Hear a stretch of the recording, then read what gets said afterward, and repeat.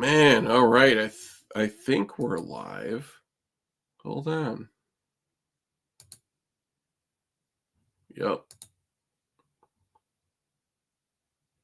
Okay. We're live.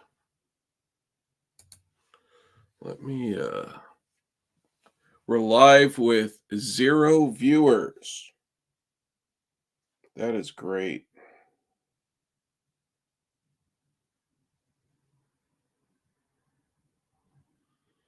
Okay. All right. Hey, anyone who's in the chat and wants to I'll send out a thing and you can join us if you want to. This is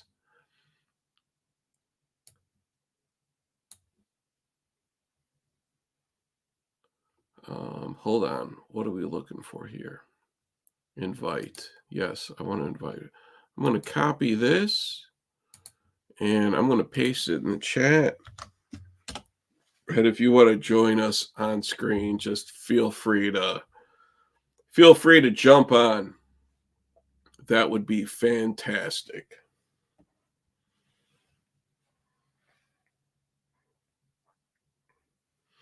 Anyways, so I had a stream planned for Thursday night where I'm like, okay, I'm going to do this show called Doing God's Work, which is what I am doing, by the way. I am doing God's work. But I got home. I work in the office 1 day a week. Other than that, I just work from home. But so Thursdays are the day that I work in the office. I got home. I was stressed out. I was tired, exhausted. So I'm like, I'm just gonna lay down. We've all done this. Everyone is guilty of this. Oh, I'm just gonna rest my eyes for 15, 20 minutes. And that's what I did Thursday. But then, you know what? Then 4.5 late hours go by and I wake up and I'm like, oh, what? It's like 11. I had the stream scheduled for to start at 8 o'clock. I wake up at like 11:30 and I'm just like, oh, where am I? What is this? Nothing makes sense. Why are all the lights on? Why, why do I have all my clothes on? So don't worry. I'm going to get things coordinated and get the stream on because the stream is going to be incredible. And what I'm doing is I'm exposing bullshit in the vinyl or the collector community. I'm not saying vinyl community because it's not just vinyl. I'm tired of thinking that of everybody projecting that like, oh, well, vinyl is what matters. No, physical media is what matters. Vinyl, CDs. I have a sealed OG Megadeth Killing Is My Business that I'm going to open on live screen on the live stream, but I'm also going to talk about how albums are sealed in packaging, and there's a lot of fraud that's being committed that a lot of people don't know about. So I feel like that's why the name of the show is Doing God's Work. And I'm not a religious person at all, but I do feel like it's anytime when I'm good at calling bullshit. I can pick a bullshitter out of a crowd. I know BS when I hear it. So whenever I see like a bullshitter or I see BS on something, I'm going to call it out. So I'm tired of it, and there's a lot of bullshitters in the collecting community. So I'm just going to start just throwing everyone under the bus. It's just going to be a massive just putting the pedal to the metal and just throwing everyone under the bus. Okay, hold on 1 second here. Logan, you got to get on screen. Oh, I'm sorry. Okay, here we are.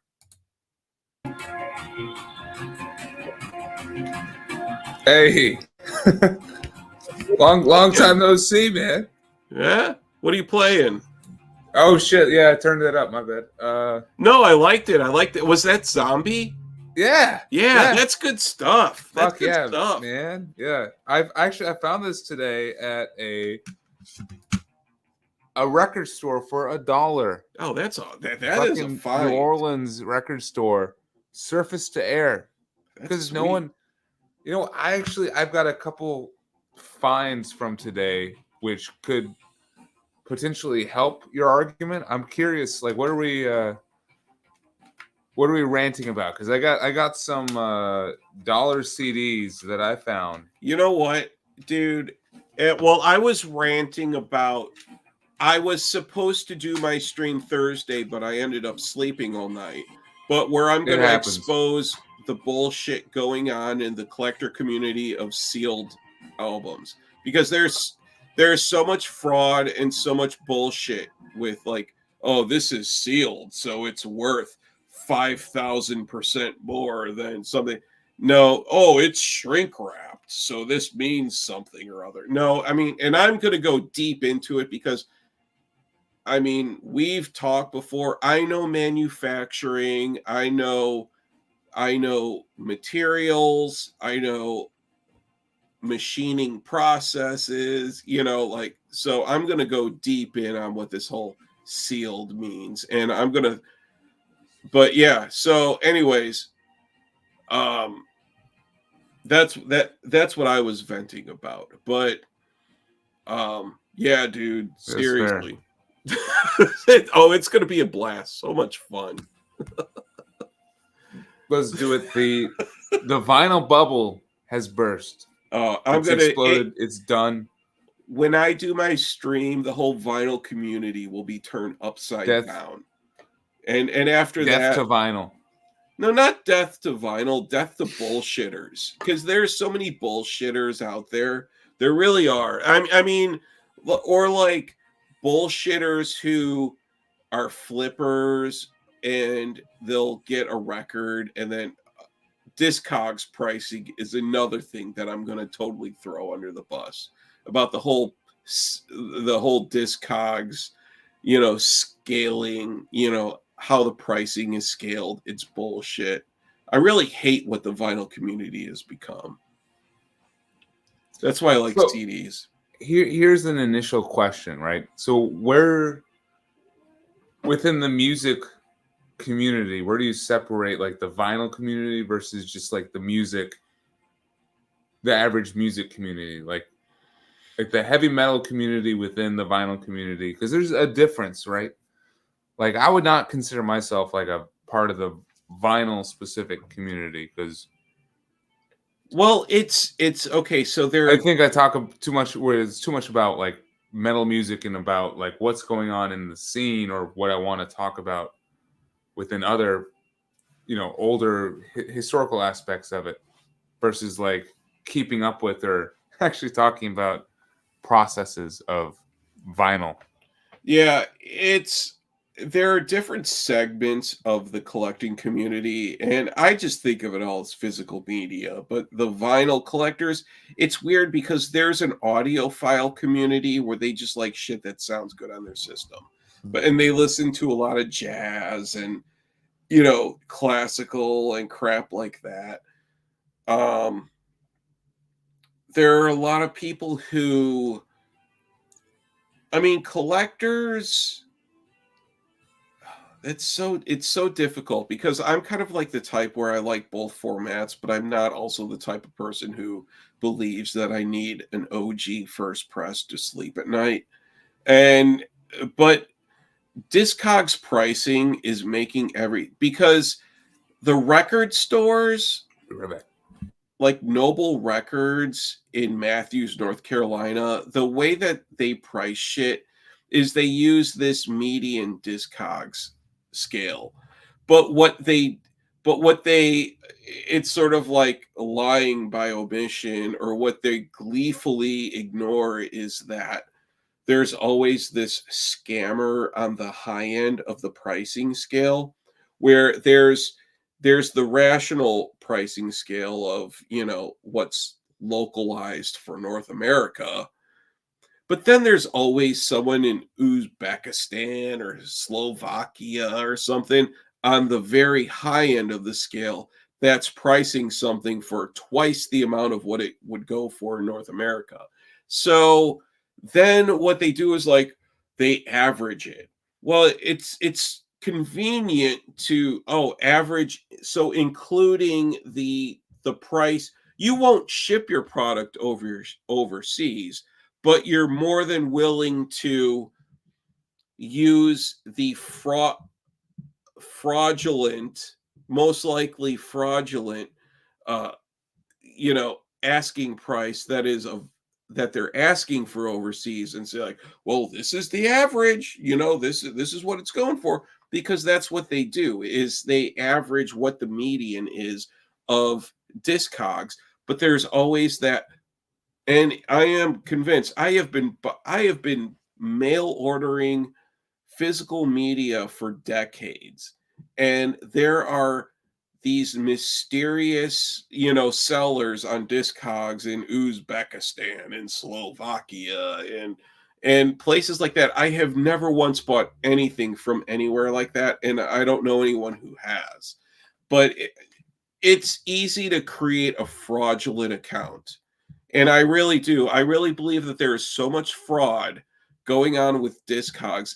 But then the record stores are like, well, that's like, okay, so Noble Records in Matthews, North Carolina just had this thing on his Instagram where he was selling the Metallica and Justice for All box set, double LP box set from 2018. He was selling it for $550. I'm like, are you fucking kidding me? $550 I have the quadruple LP George Marino remastered version.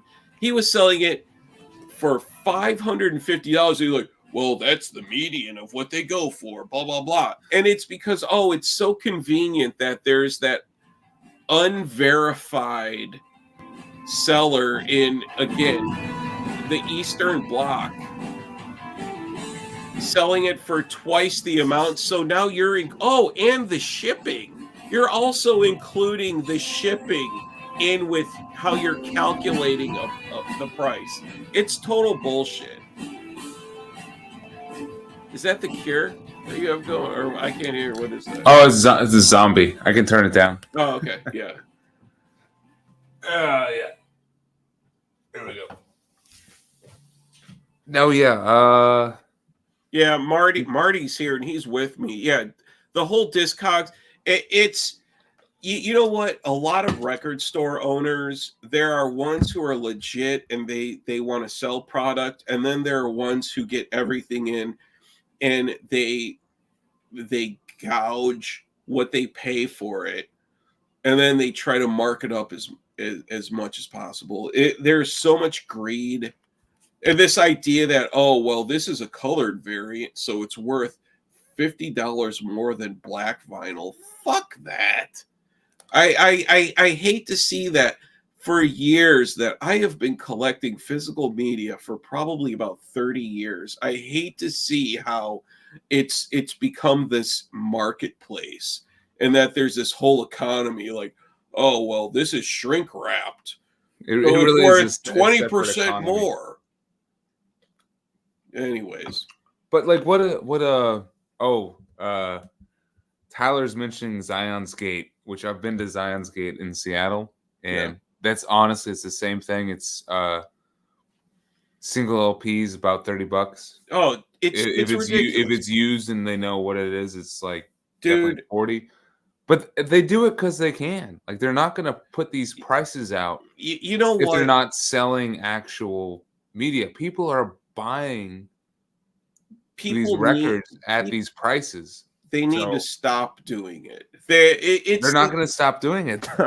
I know. You know what though? Because more and more the whole like vinyl, people who buy vinyl and collect, they all watch YouTube shows. They most likely don't have a channel.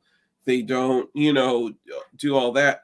But they know heavy metallurgy. They know Ken's death metal crypt. It's and got to be like, don't support these motherfuckers who are out there charging 1,000% markup on a record. Don't support it. You don't need to support your local record store. You know, this is the idea, like with Record Store Day. It's this idea, support your local record store. Like, oh, they're, you know, it's, and there are like Lunchbox in Charlotte. That is a legit record store. And that dude is legit. Manifest. Rest in peace, you know? But fucking the dude running Noble, he is such a fucking scammer with his pricing. He is such a scammer. He's making a living though. That's what he's doing. Yeah, well, you know what? He's making a living. He's making a career out of it because that's what the culture currently wants. It seems like, you know. Not what he's charging, dude. Like what he was charging for used CDs. When I went into his store, even just for a used CD, you know, it's like, seriously, it's like a single used CD. I'm yeah. He had this is why there needs to be, okay, so people who buy vinyl, who buy physical media, they do follow YouTube. There needs to be like kind of like, okay, no, this is a blueprint for how you should really, you know, estimate what you need to purchase, because for a lot of us it's a need to buy something. We need this to add to our collection, or we need this certain collection. But here's how you can, you know, kind of like approach it in like a more responsible way. You know, don't just think you need to throw cash around and be like, I'll take that, that's mine. Instead of paying $550 for that 2018 And Justice for All, maybe do your research a little more, and you, for a fraction of the cost, you could get a better quality pressing. Yeah, anyway. Sounds like we're on my channel now, so I have the microphone, so you're going to listen to what I have to say. Dude, I'm here for it. I think the solution is just fucking don't buy it. I mean, I think some people feel pressure, right, when they're with their local record store, because it's like the idea in the scene is that you have to support local. You have to support your local chain and small business and stuff at whatever prices they're selling stuff at, you know? I believe I'm totally on board with supporting small business and supporting a record store, but the record store shouldn't be gouging the locals. Okay, if someone overseas is willing to pay $550 for it, okay, fine, fuck them. You know, charge them that. They'll pay it. But me living in town, and by the way, I didn't even, you know, the Injustice, I can't even remember the last time I listened to Injustice for All. I love it, great album, but it's like once every 5 years. I've heard it too many times. I have the 4 LP Georgia Marino. I don't need anything more than that. But okay, sell it. If I wanted to buy it, sell it to me for maybe $200. Let's be real, because the selling price in North America on the very high end is $300. But because someone in Uzbekistan has it posted for $1,000, now that moves the whole scale to $500. Such bullshit. So how should the pricing work for like these like a single LP, double LP, stuff like that? Like, well, for me, I look at it like, for a single LP, I'm not going to pay more than $20 to $25. Yeah, you shouldn't. It's for a domestic produced LP, single LP with just like a regular sleeve for a jacket, you're looking at $25 on the high end. A lot of it depends on where it's pressed. If it's like a GZ Media or, you know, something like that. If it's an import, it could go up to $35 because there's you're also paying for the shipping with the retail price. And that's how double LPs, an additional $5 if it's like a double LP. Yeah. I paid 30 to 35. Yeah. Well, 40 is pushing it for the right one, maybe. It's 40. It's still getting expensive. It's going to, Mhm. but it's the resale market. That is absolutely, I have no problem going in, and I mean even today when I went into Bucket of Blood, I just bought this is the Agonia reissue of the first Pestilence album. Nice, yeah. And I paid $35 for this. But it's also an import. So that's $25 for the record plus $10 what I would pay in shipping and that type of stuff. So I bought that. And then hold on. What's the other one here? Ooh, yeah. Ooh. Here's another one.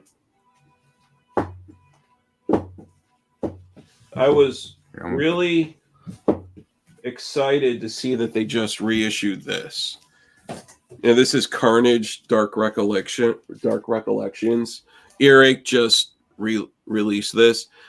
I've had the CD forever, but Earache just repressed this. So I'm just like, oh hell yeah, I'm getting this right now. Yeah. Nice. Yeah. So that's such a sick album. Oh yeah, yeah. How much did you pay for that? Was that a new repress or this is Earache just re-released these. Although it looks like it's probably the type of thing where it's probably been in a storage for a few years and then they just have a new inventory that they cycled out because the sticker has some aging on it. But $28. So that is the typical $25, but since it's Earache, it's an import. So I haven't opened it or anything yet, but I mean, there is something to be said about just the fact of limitability, being exclusive. Like all this stuff that was originally pressed, right? Like nothing new is being made if it's not been repressed. So the only thing that's happening is, items are being destroyed or, nothing is being added to some of these old original pressings. It's only got one run. So obviously the prices are going to go up, right? So there is something to be said for the secondhand market having somewhat absurd prices for some albums. But I think that there's, yeah. I mean, because that's just separate from what you were talking about, because there's definitely a fine line, like, because now you have record stores that are like anything that's an original pressing is automatically like $40 or some shit like that, even if it's got represses and stuff. Dude, which is ridiculous. So it it's is, like, yeah, they're taking advantage of it. But dude, Tyler, pop on the stream, man. Yeah, man. Yeah, anyone who wants to jump on, feel free. Let's complain about record pricing and or flex some vinyl on screen. Ooh, nice. Ooh, yeah, is that a picture disc? It is a picture disc. Your favorite, bro. Ew. Ew. I got this one. This is from I went to a show here in New Orleans, and it's got it was being catered by a dude with like a small like record distro. Got this for like $12. Picture disc, Celtic Frost. Like, I mean, that's fair. Like, that's fair. Like, this is, I would pay $12 for a picture disc. And I remember this because you guys keep track of Record Store Day, right? Like, this shit was a Record Store Day. Like, Noise did these Record Store Day reissues. Okay, yeah. Right? Yeah, right. Hey, Tyler, what's up, man? Hey, and Tyler, good to meet you, man. What's up, Chris? This was definitely like $30 on Record Store Day or some shit like that. Okay, so that was a Record Store Day picture disc release. Okay. That was able to find used for like $12. I haven't been keeping up at all with Record Store Day, but I do have, God, what was it, from the early 2010s? There was a Nirvana Incesticide Oh, 200-gram double LP Record Store Day only pressing that I still own. But other than that, I've never really been that big into like a lot of the Record Store Day stuff. when you see it used for a good price, I mean, good music is good music. I mean, this one's got the Usurper and Jewel Throne on it. Ooh, that's good stuff, man. Yeah. Like the bonus tracks on the first High on Fire album, Art of Self-Defense, they cover the Usurper, and it's so awesome. Dude, yeah, I don't know if I have that one. Oh no, yeah, that's good stuff, man. Tyler, what's going on, guys? Man? Cheers, man. Look, this is my beer pool. What's Tyler got over here? Let's see if he matches my Bud Light. No. Oh, denied. Oh, you guys are both killing it. Got some Brooklyn Lager. Nice. So your beer fridge is like, you don't even need to get out of your chair. You just need to turn. No, that I set it up. I set it up like that on purpose. Wow, nice. That's convenient. I mean, as you can see, this is also my band room, so I had to have a beer fridge in here anyway. So yeah, nice. I like that. I like that a lot. Dude, the only problem is it's pretty small, and that it's just packed to the fucking gills. So it's really hard to, keep a good stock of stuff. So do you have, like, in your refrigerator, do you have other stuff like you know how everyone's mini fridge, you also have just like some leftover Chinese food that's been in there for too long, or some dried out pizza slices or anything? Nope. It's 100% craft beers. Okay. Nice. Like most of it is local. Nice. Tyler's legit. No Bud Light in his fridge. So no, because Logan. I'm scraping the bottom of the barrel, man. I'm like, hey, man, I gotta go restock. So you guys have done your beer pairings streams together, right? Yeah, we've done 2 so far. Both were killer. Yeah. In my opinion. Yeah. I barely remember both. But they were great. Likewise. I remember the opening line. What's up, YouTube? It's Logan, and that's it. No. Well, no, you were mentioning putting pics away, like in our chat, and being like, I pulled this. I did that same thing. I was going through my stack. I was putting shit away, and I was just like, I don't remember talking about this. Oh, fuck. I probably sounded like a dumbass. Just blacked out drunk and trying to wax poetic on some metal album. Oh, have you ever tried to rewatch some of those? No. It can be painful sometimes. Oh, yeah. Sometimes it's like, okay, that was good. Streams? That was better. But sometimes it's painful and you're like, okay, I'm just going to leave that. Oh, yeah. Those particular streams, I haven't gone back and watched because I know. I don't need the reminder. It's funny, man. I felt like on the fall stream, I showed out a little bit with like how much stuff I had, like picks, but for the winter one, you had just. I was surprised. You were like unlimited. You had a shit ton. Well, I pulled I think it was around 40 albums, and it was only just to have a stock on hand. I didn't mean to go through the whole fucking thing. Sorry, Oh, Marty understands the concept behind the beer pairing. Oh, White Claw, and George Michael. That's a good combo. Oh my god. I wish I was more prepared, because then I could get my Wham records out and flex that on screen, because I love Wham and I love George Michael. I do. I grew up with that shit, man. It's all That's good. funny. Oh yeah, it's awesome. Yeah, let me grab my other Goodwill shit. That's it. So Tyler, you're in Alaska? Yes. Is it, and where about in Alaska? And what's the environment like?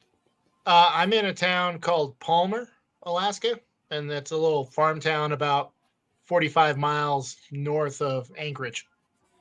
Okay. All right, interesting.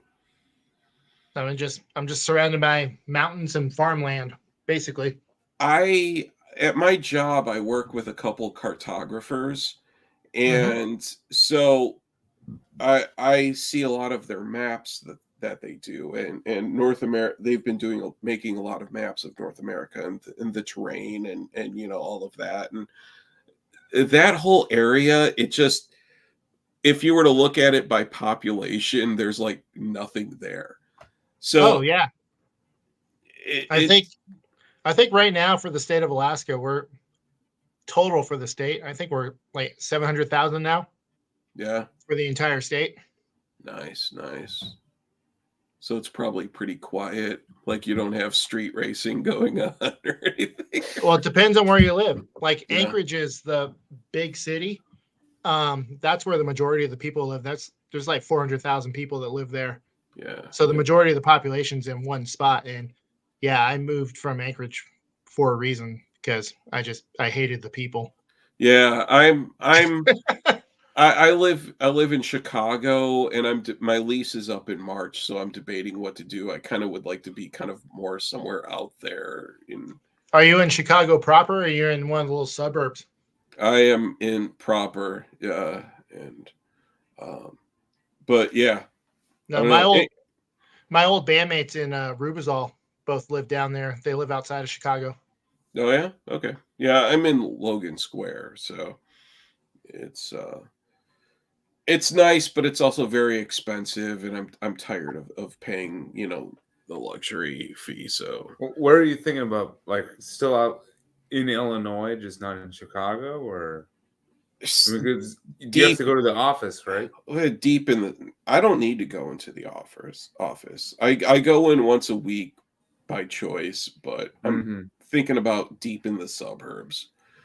Because part of it too, man, is like, I mean, where I'm at now, because Tyler, I have a sick stereo system. Logan has seen my stereo system.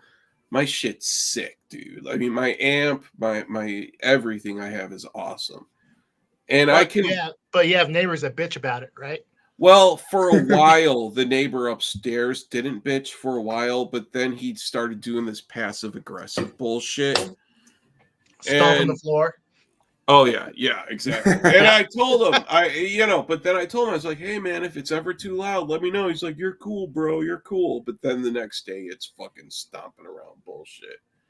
So I think I might maybe get like a condo or something like that just out there. Because really that's a priority for me, is just to be able to play my music really loud. Dude, living with other people always, or like with sharing walls with other people always boils down to that. Yeah. Oh yeah. Everyone will say it's fine, it's okay. But then it's always fine. Right, but then it's always some passive aggressive bullshit. It always boils down to the passive aggressive, non-confrontational. Yeah.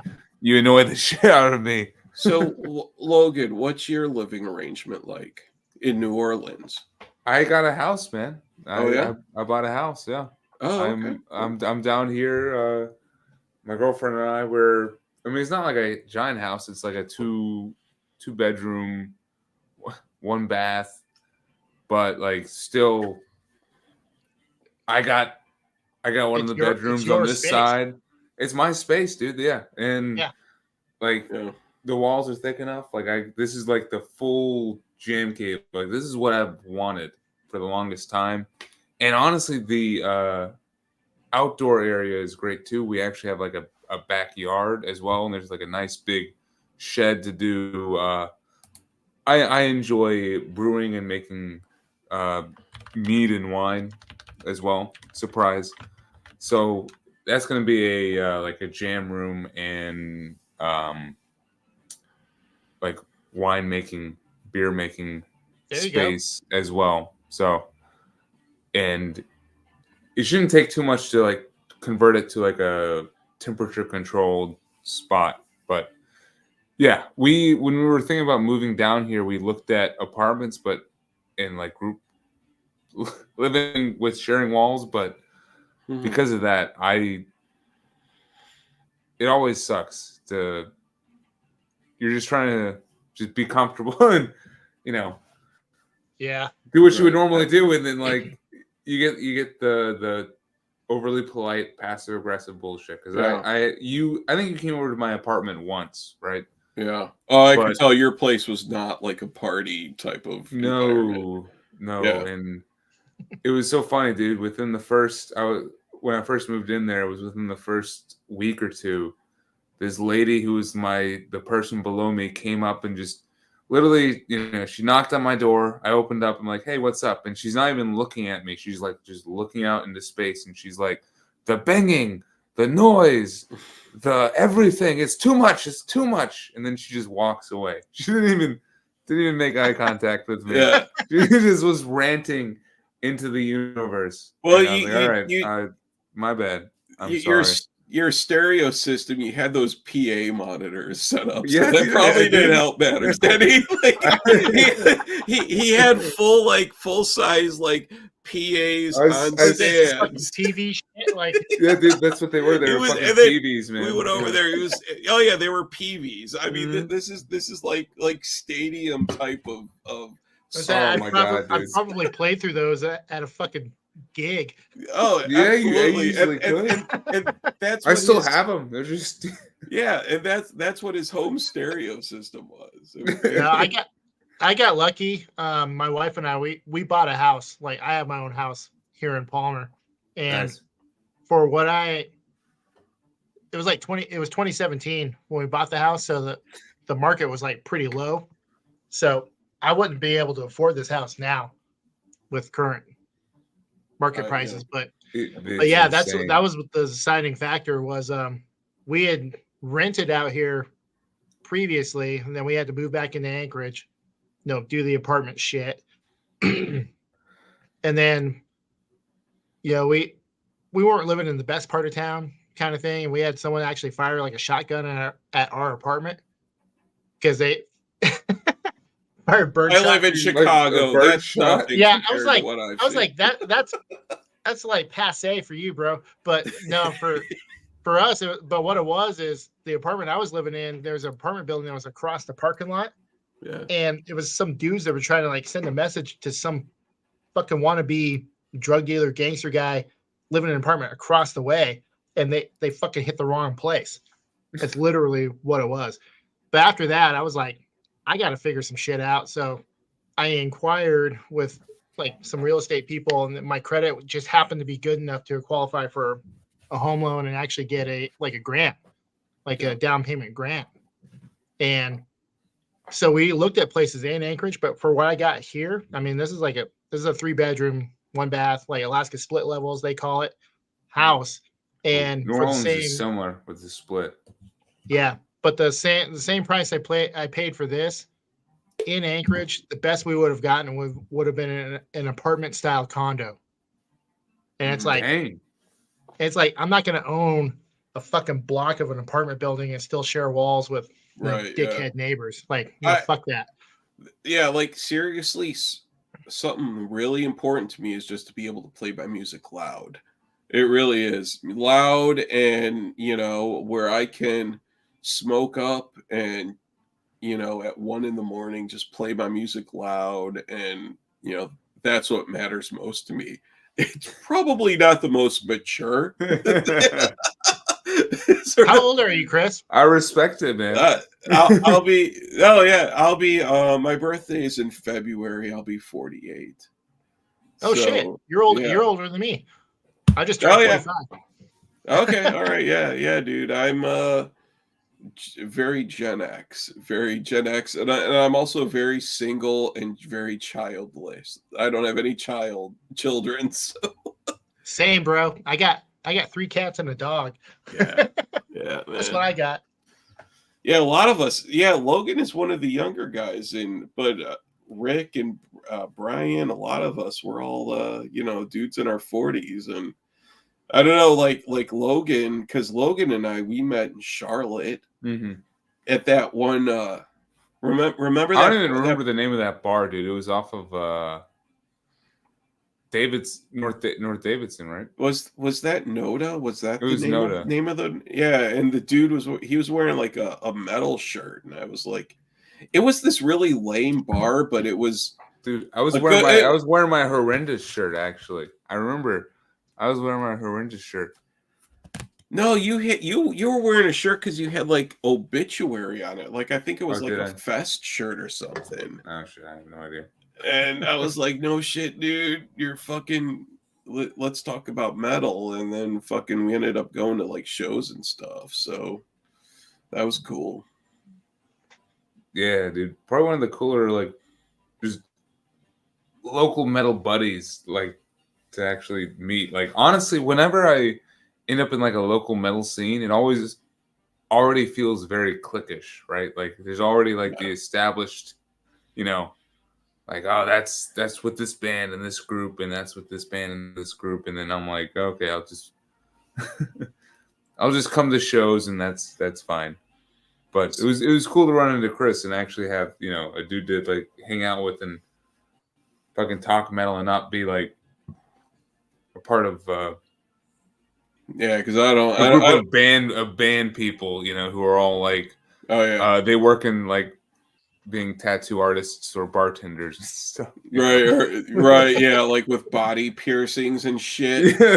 Fucking, and I have the sickest music collection out of any of them. They could just fucking jerk off thinking about my music collection.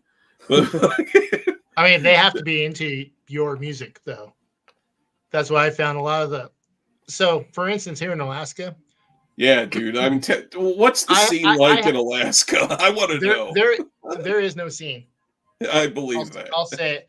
There is no scene, and especially after 2020, like the whole COVID year, because there's very limited venues to play at. And if you're an all ages band, like if you're underage, under 21, you're fucked. Like there's no place to play if you're under 21. But no, there's a couple of bands that are still grinding it out. Like there's one called Decepticide. They're kind of a death metal, thrash metal kind of thing. I call them a Slay Pantalica fan or band because that's their primary influences. Yeah. But they're also into like more technical death metal. So they kind of, I mean, they've been doing their thing for about, 12 years or 15 years, something like long ass time. But they're an Alaska band, an Anchorage band. Yeah, and they actually, what's funny is they got, they're opening for any kind of big metal show that would happen up here, which doesn't happen like at all anymore. But they actually moved to Pennsylvania for a while, and then they had family shit that happened. Like a couple of them had family shit that happened. They had to come back to Alaska, but they're actually starting to make a killing like in Pennsylvania. So I mean, they're legit. Like they're not like, they're not shit musicians and they're not a shit band. It's just, I've heard the same songs for.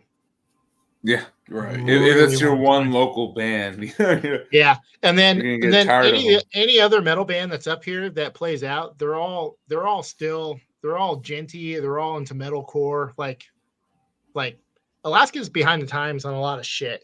It seems like, and like when breakdowns were a thing, like every band that was up here for like, I don't know, the early 2000s, they're all trying to do like the uber technical breakdowns, and it got ridiculous, and it's just like, right, yeah, like it was like it got to a point that it wasn't even part of like the real songwriting. Like they wrote a song, and then they wrote a breakdown, and then then there's the rest of the song. Like there was no cohesion. It was just like, we got to do this sick thing in the middle. It's like, you guys have dropped to a different fucking chord. Like, right. Like it's not even the same damn song. Like, but like no. where the entire song is just a breakdown after a breakdown after. Oh, dude. So It's funny you what mentioned that. strings So it together. one band that I absolutely loved up here, and they're all the guys in the band are still real good friends of mine. There's a band called Chase of the Woods, and that's how they were. But fuck, dude, that shit grooved, and every song was fucking crushing, and it was like deafening, just insanely loud. But a lot of people didn't like them because they weren't the fastest band, but fuck, they were the loudest and they were the heaviest band. Like when they did a breakdown, it was part of the song, so there was actual flow, there was actual cohesion, and it was absolutely crushing. But you know, they weren't doing like metalcore shit. They weren't sounding like Unearth or something like that. So people were kind of like, eh. Right. Okay, And cool. then me, I'm a black metal guy. Like I've probably played in like two of the only like legit local black metal bands up here over the years. So You know, do you travel to go to do you ever like travel to go to like somewhere like Maryland Death Fest or anything like that? I've never done like a Or big festival even like like that. Seattle or something. Yeah, Yeah. usually I'll go down to Seattle, but well again, like leading up to 2020, I'd go down to Seattle on occasion to see a band. And then last summer, a year ago, this last summer, there was like a small festival in Tacoma. It was like there's a Facebook group called Order of the Black Arts, and they actually put together a festival. And they had Black Fucking Cancer was one of the bands that headlined for that, so that was pretty cool. Okay. I do love that band. Fucking band is awesome. Well, it was funny because like I have a couple buddies up here. One of them's in Chicago now, my old bandmate in Rubizal. But they were like, dude, Black Fucking Cancer, you gotta check this out. And I listened to it and I was like, yeah, this reminds me of like Antaeus. Like it's just absolutely insanely intense and aggressive. And it's like, I was into it once upon a time, but I don't know if I could do it. Then I watched them live and I'm like, okay, yes, this is the shit. I think that's what it takes is just, I had to see a band like that live to fully appreciate what they're actually doing. You like that's one thing too. There are certain bands where it's like the live experience is way better than the album. Like one band that I is think so. incredible live is Revenge.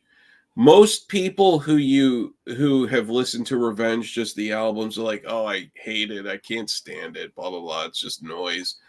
But seeing Revenge live, especially the dude Jay Reed, the drummer, is fucking sick, dude. That dude is a sick drummer. But Revenge live is so fucking good. Oh my god.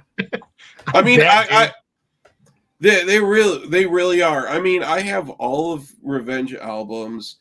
It's rare that I listen to them, but live, oh, so good. So good. But I think I only have like one of the early Revenge albums, like one of the first ones. Like as far as those bands go, like for me, it was all about the Black Witchery Conqueror split. Oh, ooh, yeah. Oh yeah. And it's just like, yeah. I have the Black Witchery Conqueror split, and then there's also a Black Witchery Revenge split. And I have that one. I have that, and I have plenty of Black Witchery too. I own a disturbing amount of Black and War metal. And one of those that I bought today from Bucket of Blood is right here. Hold on, where is it? Here we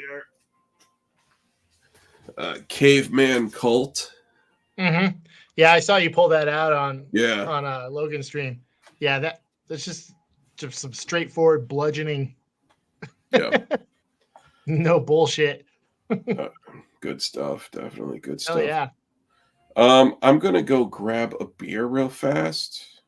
So I'll be right back in a second. Why don't you guys just carry on? So you need a beer fridge next to your station. I know, right? Like I at least have a beer like cooler. I don't It's have not one quite as within. convenient as Tyler's, but All right, I'll be back. That's my flex. man, that's This a thing's flex, my flex. that is definitely a flex. Yeah, I gotta stand up and like kind of duck around to get to mine. But hey, it's at least it's in the room, right? Dude, to me, that's easily a win. I mean, you're not having to walk out of the room, go upstairs, and come back like to grab a beer. So I mean, exactly. So that's No, legit. owning a house is a win to me. Yeah, dude. Set it up like that for sure. Yeah, highly recommended if you can pull off like the loans and stuff and not be intimidated by all the extra shit that comes along with it. Which, man, I can't even imagine what else you have to deal with up in Alaska with having a house, because it's like it's the opposite of here, where it's like you have to deal with all the heat, which comes with all like the bugs and shit, like the pest control, and like I just learned about how bad termites are. Like, holy fuck. I'm gonna have to shell out like $1,000 or so in a couple months for like termite protection. I don't know if you have anything like that. Like if you have to like really try to foolproof the house against like snow or like water damage from like how most houses up here, they're built to handle snow loads.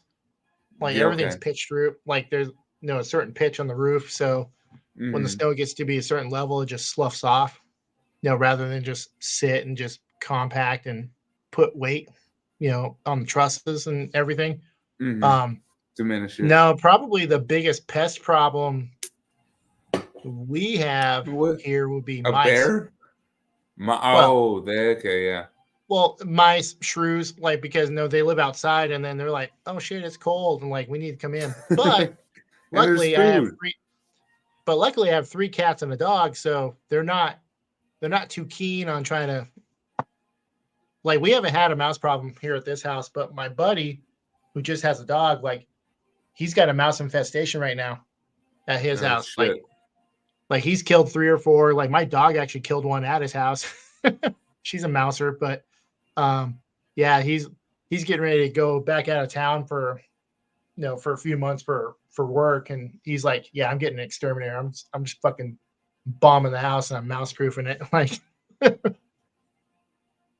but no, that's the biggest problem we have. But when it gets warm here, mosquitoes are like the big big thing up here. And then no-see-ums. We call them no-see-ums, like little gnats.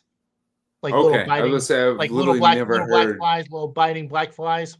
Okay. Literally never heard of those fuckers. I mean, but we got gnats. I'm assuming. We have gnats. God! I mean, you're in New Orleans, dude. You have we got all of it, man. We got whatever you want to imagine. I'm sure. My friend Nikki, who lives in New Orleans, she's coming up here this week to hang for a New Year's. I don't know what I don't know what part of New Orleans she lives in though. Fucking ask, man. I'm in Jefferson, if that's where she's at. So I'm not in the city of New Orleans. Thank God, because guess what? It would suck. All the roads are like just fucking like third world kind of shit. I believe it seems like it would just be very humid and disgusting. Well, yeah, okay. So that's anywhere, yeah.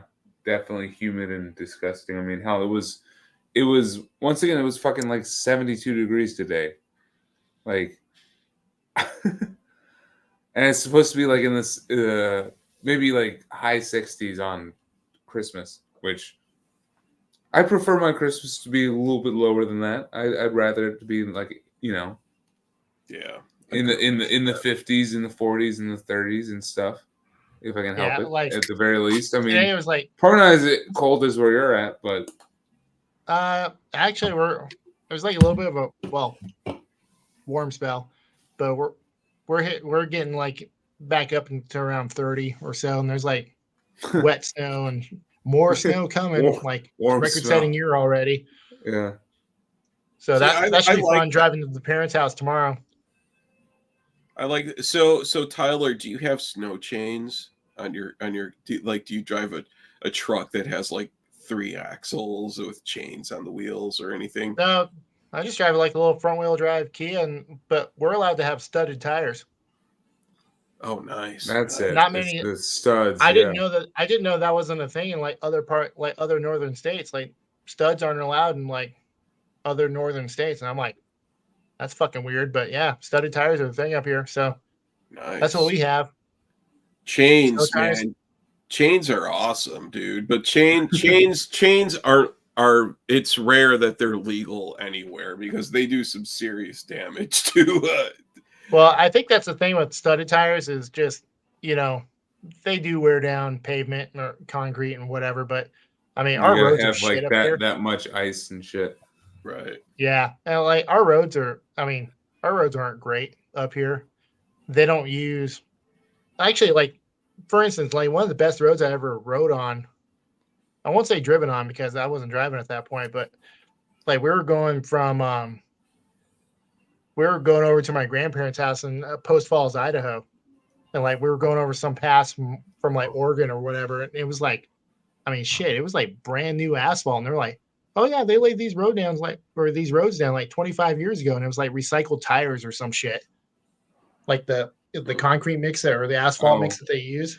It was Right. like, yeah, it doesn't. It's no, it doesn't get frost heaves and like this, that, and the other. I was like, why don't they have that up here? Because fuck, dude, like a real deep cold snap, and then you get these frost heaves in the road, and you don't see them until you like hit them at like 55 miles and an then hour. you're just like, Yeah, and they yeah, launch in the air or whatever. But Jesus Christ.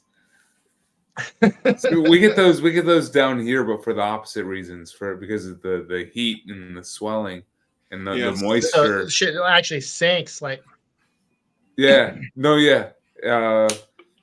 When we looked to buy a house down here, one of the ones we looked at had one of those where like literally it sunk. I felt like I lost my whole car when I was driving to look at this house. oh Just went like, shit. whoosh. Do you have sinkholes? Like are sinkholes a problem there? Not like Florida. I've not seen any of the Okay, ones yeah. like Florida, but like just the ground is not gonna stay where it's supposed to stay. Like over time, everything will just sink. Like, because New Orleans is like Venice, right? It's one of those sinking cities Yeah. being reclaimed by I was saying, like, Mother Nature and by the fucking ocean and shit. I was saying, So you guys aren't very much above sea level. no, thankfully, I said the outskirts of New Orleans. So Chris, you ask whoever's coming up to visit you where they're at, but we're 16 feet above sea level, which is not bad, which is actually pretty good. Did you say 16? 16, yeah. Oh wow. Mhm. Dude, some like New Orleans proper, they're below sea level. Like Right. literally, so it's so a they fucking have it's a bowl, dude. It's a so fucking they have like what they cereal call bowl. sea walls. So they have sea Yeah, walls then. the levees is what they have. Yeah. So being like collectors. Yeah, Willie's right. Can't bury coffins here. All the cemeteries and stuff, they're all raised. Oh, So really? all the corpses and everything are above ground. So when you walk through the cemeteries, everything is like super high, like above Oh wow. eye level. It's super freaky. Well, Huh. that's like in North Carolina, they have that red dirt. So homes Mhm. don't have basements in North Carolina. But here in Chicago, all homes have basements, and a lot of them flood and all of that. Or even you could rent an apartment that's called a garden unit. That's like a basement Yeah. unit converted to an apartment. But in North Carolina, nobody has a basement, which is crazy because it's just because of the ground. Oh wow. Yeah. Well, I mean, yeah, it's kind of a boring topic. We don't really need to go any further. Anyway, you were starting to ask, Chris. You started off with as collectors, and then we went off on. Yeah, exactly.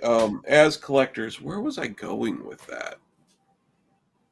Somewhere interesting. Oh, okay. So this is one thing. Yeah, you guys ever see like on TV, like there's this flood, or like where Logan lives in New Orleans, so all I think about is Katrina and all that. But you ever Yeah. think like, oh, I hope there weren't any OGs that were swept away out to sea or anything. Oh, like that. there definitely, dude. There definitely are.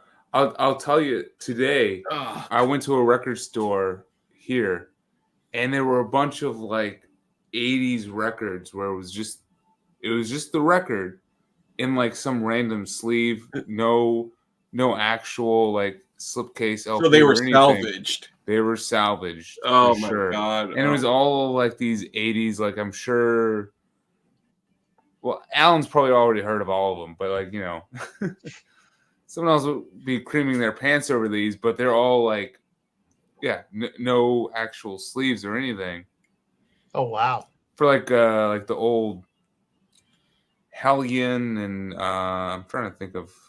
They were lost in a flood, so the jackets Most likely Yeah. gone. I was And just there gonna were say, some the of them- jackets disintegrated from being submerged in water. And there were some of them that still had the jackets on, but you feel the jacket and it's got like like these warps that are like Oh, yeah. huge bubbles, just I hate awful bubbles. And I have some some of the Goodwill finds are like that, like this fucking George Michael, actually. Really? Like I mean, it looks good on camera. well, humidity. Humidity. It's is just also the humidity. It's the Yeah. humidity for this one. Like, bad. Yeah. Okay. Plus, I that's think probably from what 1989, I think. oh man, Something like that. It is. I think it's I'm from sure. like 89. But I mean, that's old, dude. That's like 30 some odd years old. So yeah. Yeah. But I definitely, when you go to record stores and stuff, you will see the copies that have definitely been through flooding and through storms and stuff. And it's typically the jackets that get the worst damage. Oh, yeah. Mm-hmm. Whereas It the makes record, sense. I guess it's easier to clean and stuff. Yeah. At least they could try to, preserve that. But yeah, the jacket's gone. But It sucks. man, truthfully, that was one of my biggest fears. I think we talked about this, Chris, when I found out I was moving down here. Was about like a flood or some shit like that. Oh, well, Like, the literally, like- humidity. yeah. And the humidity too, which I mean, seriously, somewhere like that, man, with your collection, you need to keep it somewhere airtight that's air conditioned, because you can't. a house works, right? Like You can't have like an open window when it's raining out or anything like that, because the humidity over time destroys, your CDs, like the tray cards and the booklets. They all start to warp from all the humidity, and it is pretty awful. Yeah. and I mean, you have a lot of money put in that stuff too, so it's something to be conscious of. That's something a lot of people never really talk about, is the proper way to store your vinyl to preserve it long term, or vinyl and CDs. CDs too. That's honestly, that's what I've lost the most is CDs. Because speaking of basements in North Carolina, to go back to that boring topic, I originally, when I was collecting in Raleigh, which is where I'm from, fucking high schooler in a basement with all my CDs and stuff. And one day I checked my CDs, and from I through M, all of the booklets were just mush and like warped and like had fungus on them and shit like that. They had just severe water damage, and I have no idea how the water damage got there. Was it? So you said you were in a basement? Concrete I was in walls? a basement. Yeah, There, it was just the condensation. Like concrete like absorbs and like puts out moisture. I'm pretty sure that's what it is. It's just like the condensation of it. Like, I think a pipe. There was probably a pipe in the wall. It conducts moisture. So my job, I work in the paint industry at like paint retail. Mhm. And we tell Yeah. people all the time, like, don't store your paint.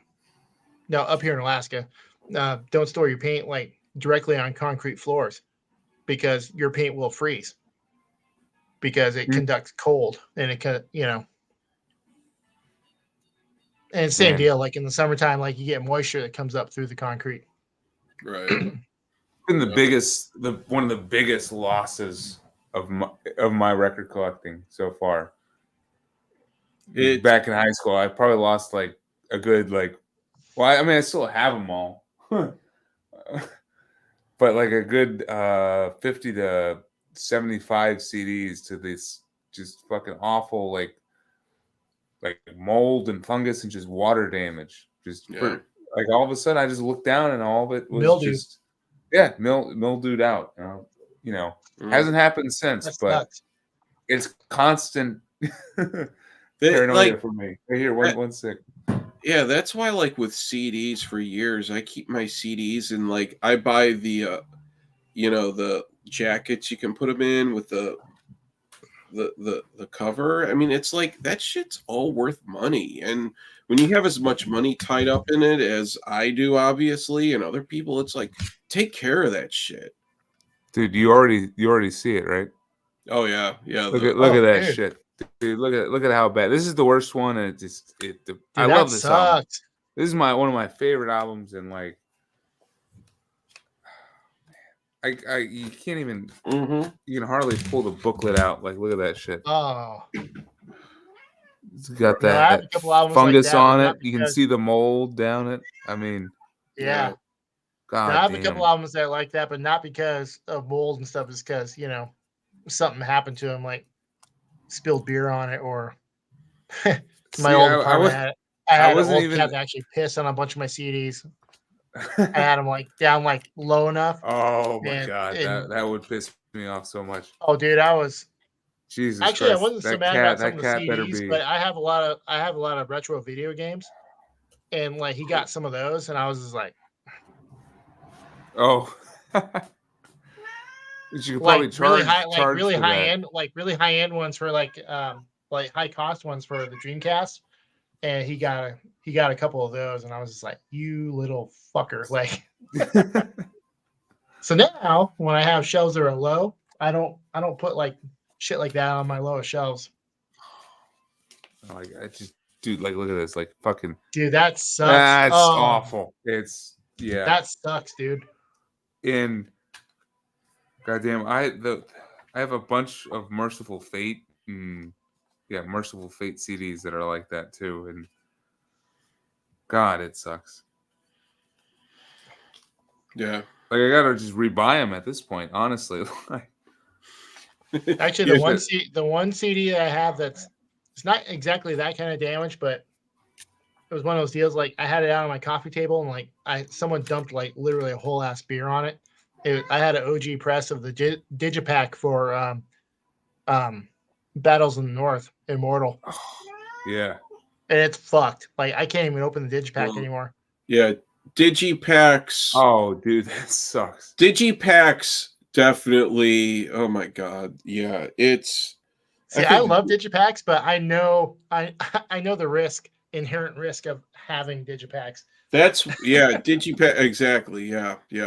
I mean, I like them too, but it's like you need to keep those in a sleeve because it can deteriorate quickly. Well, I noticed now, like when you order, or really CDs in general, but Digipack specifically, a lot of places will put them in a protective sleeve.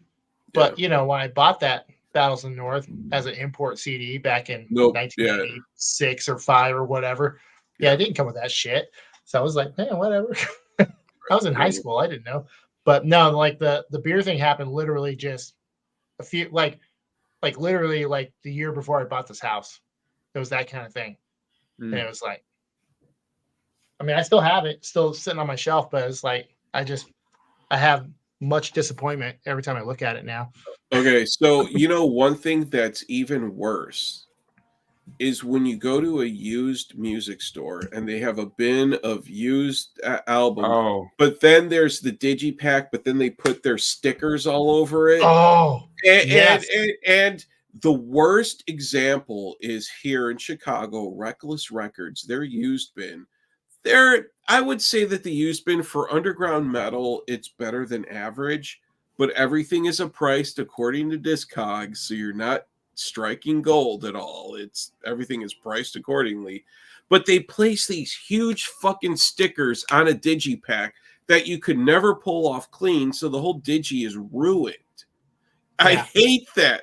They're yeah. a bunch of Yeah. they have a couple Cobalt, like early Cobalt Shit. Dude, I love albums Cobalt. in the used bin, but they're all digis and they have this huge fucking sticker on both sides. And Oh, I'm so just like a big it's like one of those big stickers that has like the yeah, like their barcode and like it is insanely big. It is insanely big how they're used stickers. You know what? I have something right here. Hold on.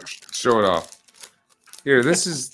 I was gonna say the one thing I was gonna bitch about was actually I think I pulled it out during our fall stream, the 200. Yeah. What was wrong with your 200? But it had a price tag on it from Easy Street Records in fucking Seattle, and I was just like, you fucking cocksuckers! I'll never be able to take this off. Like this now this is a jewel case.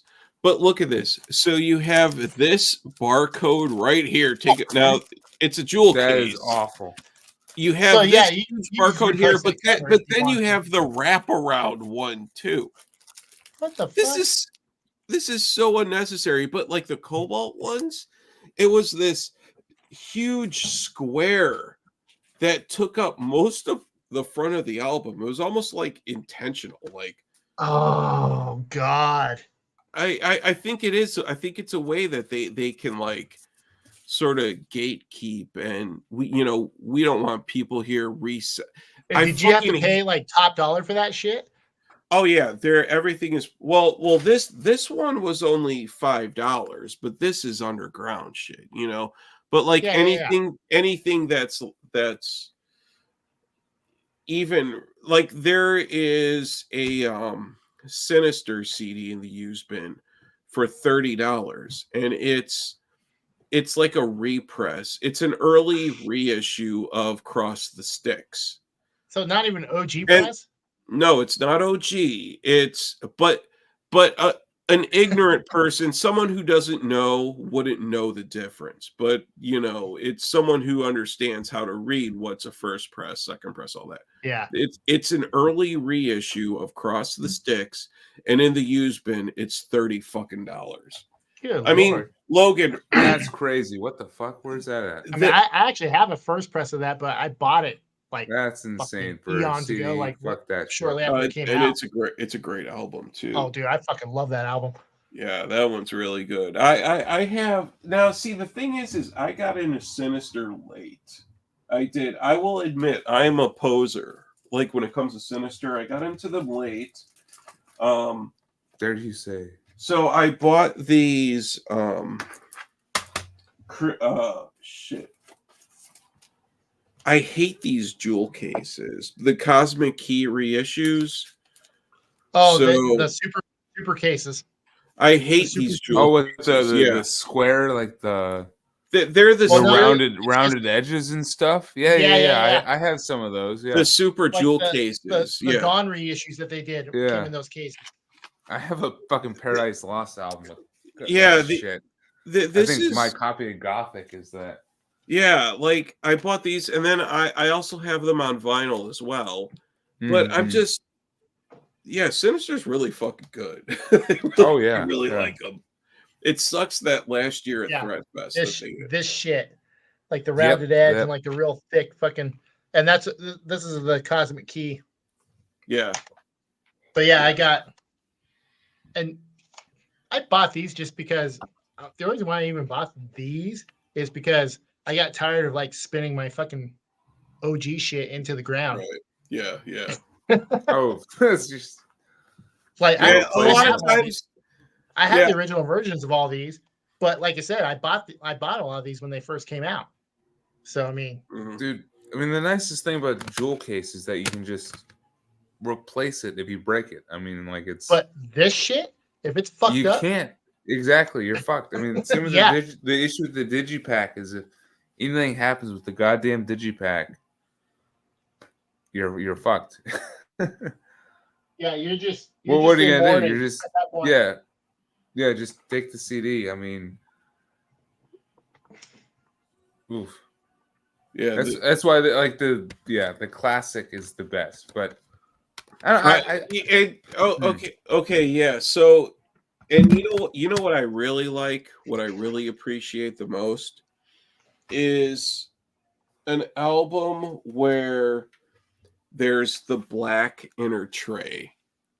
Like, the black inner tray. I really hate like how when CDs, the clear inner tray, so now they need to have ridiculous album art inside it. No, the black inner tray is what I like. Yeah, classic album. Oh my god, I love that album so much. So fucking good. Yeah. We need to do our Faith No More deep dive. We're gonna, dude. I've been meaning to message you about that, man. Like, I just bought this today, not for myself, but my sister. I have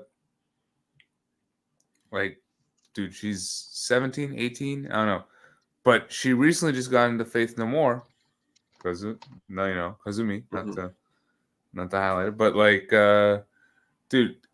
King for a Day, Fool for a Lifetime was the album that like kind of got her into it because of just how separated out the sound is. Like it's got like the crazy songs like dude, Ugly in the Morning and Cuckoo for Caca, and then it's got like the crazy the more like such a good album. The more laid back songs like Take This Bottle and I'm Just a Man and shit like that. And yeah, and just hearing her, it's like such a younger person for me. What a day! Talk about it. What a day! You can lose in a waves out that one, and then Digging the Grave. I love that song. Digging the Ricochet. Grave. Subtle art to Making Enemies and stuff like that. I love that. I love that album. All right, hold on. Dude, one second here.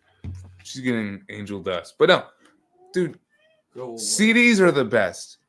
Fuck anyone else who says CDs are not the best. They are the best. It's because it's literally digital. I mean, like, easier to retain, easier to store. It doesn't take up as much space.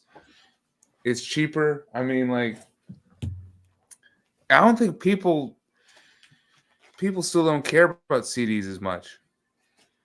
It's still easier to find cheap CDs than it is to find records. But Chris, let's see these Faith No More shit you got. I'm all in. I've been trying to get into the Mosley stuff. I still haven't really clicked with the Mosley stuff yet. The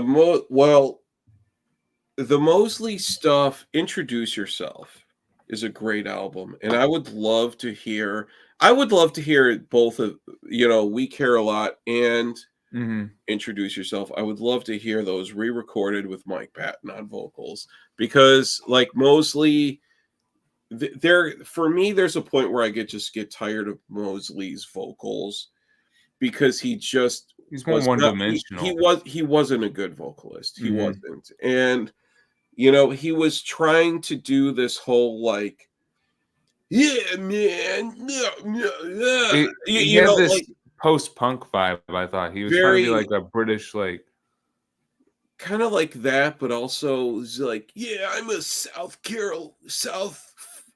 California surfer dude type of vocals. That's really what a lot of it started to kind of just.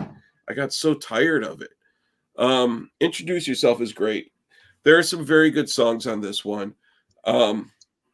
Now this is, I didn't even mean to grab that one. What I wanted to grab was the 12-inch singles that I have that are from the King for a Day, Fool for a Lifetime album. Oh yeah. So this is a 12-inch single for Digging the Grave, and it has Ugly in the Morning on it, but it also has That's such a good song. It also has one of the greatest B-sides ever, a song called Absolute Zero, which is awesome. I mean, it is like, that's the thing, is that my favorite Faith No More album is Angel Dust, but King for a Day is so consistent, but it also has the best B-sides too. And then there's also another B-side that is a Bee Gees song. What is it? I can't remember. Oh, I Started a Joke. Yes, yeah. And then Nice. this is I haven't heard the other song you mentioned, so I'll have to check that one out. And then this is a 12-inch single for Ricochet. Incredible fucking song. I love that song so much.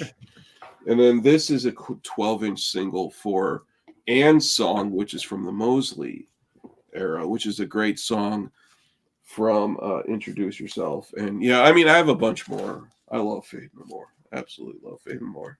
Dude, we gotta do the deep dive for sure. I don't have any of their shit on LP, but like on CD, I got a bunch, and definitely one of my favorite bands. And yeah, King for a Day. I've been listening to that a lot recently. It's been probably my most listened to album of the past month. Oh yeah, it's great stuff. Great stuff. Totally. Did Tyler, you crack open another dark beer over there? I saw you sipping like a fucking stout or same some one. shit. I just topped it off it's the same one. shit. Yeah. Tyler, are you a Faith No More fan? I am to a degree. Like I never really bought any of their stuff, but I definitely appreciate what they do, and I like. What's the drummer's name? Mike Patton. No, the Patton's drummer. the vocalist, the drummer. Roddy Bottom. Wait, what? No, it's what's his name? God damn it, where is it? I mean the dude here in the middle. He was on he was on Jerry Cantrell's solo album and was on he's been on a bunch of Oh wait, the guitarist, Jim Martin? No, the drummer. Oh yeah, that's Roddy Bottom. Is that right? Roddy Bottom? Mm-hmm. What? No. He was on Jeopardy. Like he would really. Yeah, was it Jeopardy he was on? Yeah, and he like went kicked ass on Jeopardy. The dude with the dreadlocks. That's not Roddy Bottom though. All right, one second. I'm gonna look it up. What's his name? I forget. I don't know names really. I've always been terrible with that. Because, dude, the guy, Mike Gordon. Mike Gordon, yeah. The guy from Killswitch Engage was on Jeopardy, and he killed it. Or no, that was on Price is Right. But yeah, he's a great drummer. He was on, as I said, Jerry Cantrell's solo work from Alice in Chains, what is that album?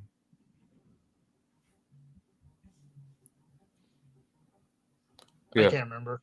Roddy Bottom, he was the keyboard player, I guess. Mm-hmm. Yeah, that's right. Yeah. But no, dude. I mean, Faith No More, awesome. Faith No More has so. They've been the same lineup forever, except for the vocalist. It was Chuck Mosley and then Mike Patton. Well, I was recently watching about how they had the guitarist change up. Fucking Trey Spruance, and then that was after Jim Martin. Jim Martin left after Angel Dust. Jim Martin, I think, was kicked out of the band. Yeah, because he wanted Faith No More to go in more of a metal direction, but then you could tell that with his playing. Oh yeah. is playing, and then you see some of these live shows, and he's like wearing a Napalm Death shirt or He was a awesome. Fear Factory t-shirt, and Yeah, he was you know, definitely the playing metal these guy. like pop songs. Dude, he totally was, man. Yeah. Underrated in Faith No More, man. Dude, fucking and I mean his guitar playing in Angel Dust and in oh yeah, I And mean he wrote some of the heavier songs off Angel Dust too, like and the Jizz, riffs. fucking Jizzlopper and like Crack Hitler and stuff like that. What is it? It's it. What is it? It's so good. Oh my god, I love Faith No More. You want it out. Well, and that's then, like the most overplayed song by them. I would say Willie K's asking if we're going to start talking about good music now. hey, you know what? See, we are talking about good music. Angel Dust, dude, Midlife Crisis, and A Small Victory. Those are so good. My favorite one off this is Kindergarten, maybe Kindergarten, or Everything's Ruined, or a small victory, maybe. I love Dude, Everything's Ruined. Such a great album. Such a great album, yeah. Be Aggressive. I love that. Be Aggressive is great. Be Aggressive is RV is killer. Hell, even like the final song, Midnight Cowboy, where it's just like keyboards. You know, that shit's awesome. Hey, what's up, Pat? Surprise, You're Dead. That's a good one. I think that's the real thing, yeah. That's a zombie Zombie Eaters. I haven't listened to it. Oh, dude, Zombie Eaters is such a great song. Surprise, You're Dead. I really would. I would love if they went and they re-recorded We Care a Lot and Introduce Yourself with Mike Patton. I am not a fan of re-recorded albums. I really kind of, it just always feels like a cash grab. But I feel like, you know, Chuck Mosley just wasn't the vocalist that Mike Patton was. I really... No, dude. Dude, nobody's the vocalist Mike Patton is. Mike Patton is Mike Patton. Like, he is one of one. Dude, we could throw some Mr. Bungle out right now. Like California is a great fucking album. Disco Valiente is good too. That album he did with Dillinger Escape Plan. Oh yeah, man. A really good one. Yeah. I didn't know about that. Yeah, it's Irony is a Dead Irony Scene. is a Dead Scene, yeah. I got that over there somewhere. It's that sounds like a fucking wild ass combo. Oh, it's really good. Yeah. And then he's doing vocals now in a band called Dead Cross, where it's like Dave Lombardo and Justin Pearson from The Locust and Dead Cross. Do you like it at all? I have not really clicked with it, truthfully. It hasn't clicked with me. It's one of those things where I listen to it out of respect for what they are as, musicians. But, it's kind of just not what it's tough because I work a lot too. I don't really have a lot of time right now to actually listen to music. It's for me right now, it's just a lot of background stuff because I'm so busy. So what because you work from home most of the time, as you said, right? So what are you playing? Because I mean, are you playing music while you're working, or are you just working? I'm just working. I sometimes I'll have music playing, but I don't have anything playing that like requires paying attention to it, like sort of. I just listen to a lot of Van Halen. I'll just have a Van Halen album just playing and I'm good. It's different because when you're just constantly in thought and you're, exhausted and doing all that shit. I don't want anything that's really that challenges me as a listener, I've well, I'm new into a sales job, more or less, like, and I'm able to kind of have like a headphone in while, like, making stupid calls and shit like that. And I find that like grindcore and like hardcore and just really like quick, like fast music is what helps me the most. The stuff that is like the slower and like, or even the more atmospheric, like black metal does not lend itself to It's that kind of mindset. Like I need something that's just like a fucking weekend nachos CD or some shit like that, or when it's like I need something that isn't going to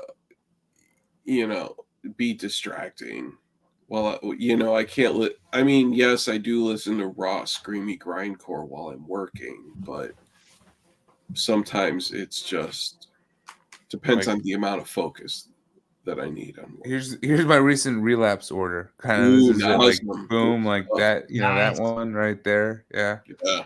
And then is the weekend nachos, dude. Like, I gotta get some of their earlier stuff, and then oh shit, like the Nice. yeah, Oh, yeah, yeah. like that. That's kind of been more my year overall. Like I'm kind of bummed because, well, I guess not bummed, but a lot of the metal music that I originally like got into was more of like the thought-provoking, like black metal, progressive metal, like these bigger, more ambitious kind of albums. And I don't really have time or focus or interest to dive into these like ambitious albums anymore. It requires a lot of effort. It requires a lot of effort. Yeah. And oftentimes when I try, I'm just reminded of like the initial ambitious album that I liked. Like Yeah. it just makes me think back to, oh, this is the one Neobliviscaris album that I really enjoyed 10 years ago now, I guess, or the one Or Spectral Lore album, or the one Mare Cognitum album, or something like that. what about that Bell Witch album? That's 2 CDs. Like, are Oh, you dude. kidding me? Am I supposed to put that in my car and just drive and listen? All right, like you're joking, right? Like, there comes a point where I feel like nowadays bands should just give it up. No, Don't be too full of yourselves. I'm definitely in that mindset myself. Like, I mean, obviously, Like a 5-minute chord progression. I am the black metal dork, but it's like, a lot of the bands that people like absolutely lose their shit over, like Deathspell Omega, Blue House Nord, bands like that. And it's like, I appreciate the musicianship, but what I asked him was like, I was like, man, I can't get in this. Oh, it's the atmosphere. It's the atmosphere. And it's like, so you're telling me I have to lock myself in a room, turn off the lights, light some candles, and listen to this and just sit and stare, at my speakers and listen to this in order to get it? Yeah. Fuck that. Well, you know what though, and this is a big part of it, is that so many people who listen to metal, it's like we're just used to earbuds, or you have like some Bluetooth speaker that you bought at Walmart for $50 and you listen to just your metal through that. Dude, when you have a sick system, it takes it to a whole new level, I mean, Logan's heard my system, and that's the thing. A lot of people who are in the metal, they don't focus on their system. All they do is they just obsessively buy everything on vinyl because they think I need everything on vinyl, and it all needs to be the splatter variant or all that crap. Spend your money on a good fucking system, because dude, it will make music an entirely different experience. Yeah, And I'm kind of that's the bummed. I thing. used to have a real killer stereo, but I had Yeah. like something died or something happened to it, and I had to get rid of it years ago. So Yeah, it's for At the me, same dude. time, though, you don't need to listen to an album like this over a Oh, yes, killer you do. stereo. Yes, you do. Oh, Yes, you you do. no, do. You no, need you need that pristine. shit production to come through Well, no. even Well, better. here's the thing. I have listened to Transylvanian Hunger on my stereo super loud, and it sounds so different when you listen to it over a very good system. I mean, It I would probably love sounds that. I fuller. would absolutely love that. Yeah, to hear. I said there's probably more beef to that. Yeah, I would imagine. yeah, yeah. Oh yeah. I mean, you can it's there's a lot more to it. I mean, it's yeah, that's the thing. People just think, oh, I need to own everything on vinyl. Like, no, you don't. Just fucking buy a better stereo system and buy CDs because you're getting a much better return on investment and a better experience than thinking, oh, I'm going to go out and buy everything on colored vinyl and then play it back on a fucking Crosley. You know? Seriously, what a joke. Whoever has a Crosley is definitely. Oh, you know what? There's people who are behind, and there's people who are really far behind, and There are that's having a people. Crosley. So I believe in sort of a North Korean style of gatekeeping where it's like, okay, if okay, we see that you own a Crosley at home, you're not, well, you can't get into the show, but then you're also forbidden to buy physical media, like, so sort of something. And then there's a drone the follows them. dictator. Yo, Yeah. absolutely, I do. Like, I You absolutely. getting ready to go upstairs? Okay. All right.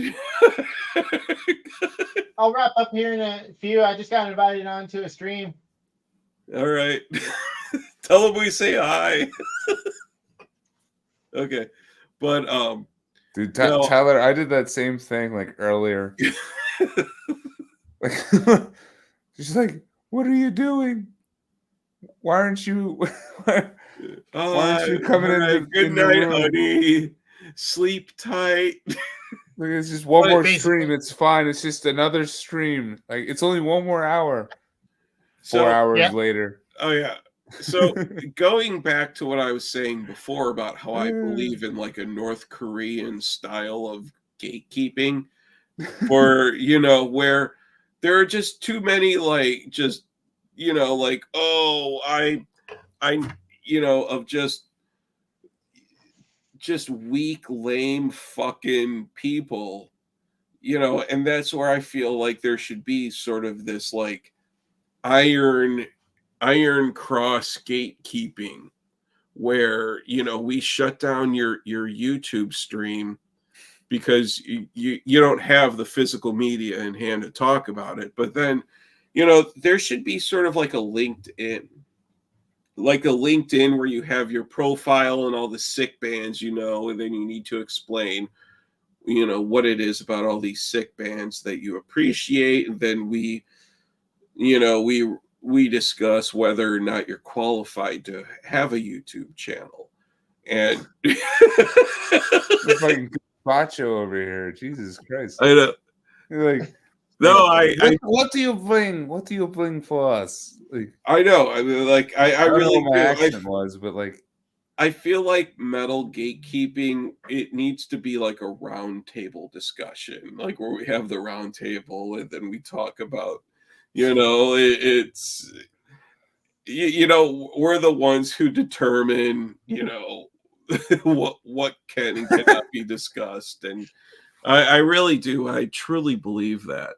I noticed Pat is in the chat. Pat, I love seeing you in the chat, man, because Pat is my buddy in late 90s German metalcore. And I love it. I love it. Pat is my Per Choral Records ebullition friend. I absolutely love that. So Pat has a U-turn Orbit. Though I've heard those are good turntables. Yeah. Yeah. Okay. So Pat's talking about the new Panopticon. Okay. And yeah, nice to see Pat in the chat. Still not clicking. Nice to see Chatty Patty. or, anyways, yeah. Bremen Core, brah. Percoral Records, man. Percoral. Morser. Sisterol. Pat, we need to do that Bremen metalcore stream about Morser and Sisterol and Acme and Costa's Cake House. Oh, it's such good stuff. Oh my god, you want to talk about just like Acme? No, Morser. Yeah, Morser is this band that I fucking love, and their album 2 Hours to Doom. This is peak insanity. Where check out this band. Let me see this. I've never heard of that band. Morser, 2 Hours to Doom. This is the lineup for the band. All right. There is shit. There's two drummers, two bassists. I'm sorry, yeah, two drummers, two bassists, one guitarist, and four vocalists. And all they do is scream. Jesus I know Christ. it is absolutely insane. I think it is insane. No, I'm sorry. I think it's just one drummer, one guitarist, two bassists, four vocalists. And then the four vocalists don't play any instruments. Like they're just vocalists. Oh God. And all they do is they're on stage and all they do is scream. You got to listen to 2 Hours to Doom because it is an album that is just so out there and just so extreme where you're like, you'll listen to it and you'll think it's absolute garbage. But at the same time too, it's like, I appreciate how edgy it is and that it was a bunch of teenagers that could, because a lot of times teenagers just do whatever's trendy and, popular and stuff. This was not trendy and popular. This was like, it just didn't catch on because it was just too obnoxious for most people. That's really. Oh my God. Yeah. That sounds pretty fucking wild. Morser, 2 Hours to Doom. Yeah, it's a new one. That's the Bremen Core. Yeah. That's nice. Oh yeah, that's funny, man. Oh boy. Nah, I'm about to crash here. It's 3 a.m. Me too. I think I'm about to crash out too. Well, Tyler, it was great meeting you. And what time is it where you're at in Alaska? Midnight. So you are 3 hours behind us over here. Yep.